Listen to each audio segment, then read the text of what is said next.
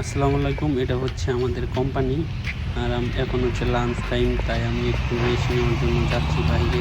বর্তমানে সিঙ্গাপুরে যে পরিমাণ রোদ, এই পরিমাণের রোদের মধ্যে কাজ করা যে কতটা কঠিন।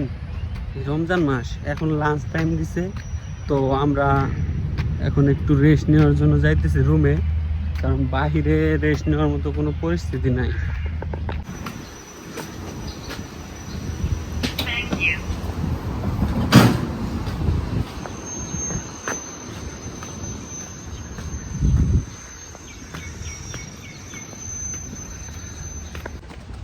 এটা হচ্ছে আমাদের ডমিটরির ভিতরের পরিবেশ। তো ডমিটরির ভিতরে ঢোকার পরে এই যে এরকম অবস্থা।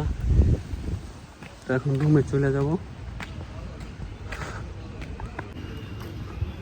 আর আমি এই যে বিল্ডিংয়ে থাকি, এই বিল্ডিংয়ে হচ্ছে 3 তলায় থাকি।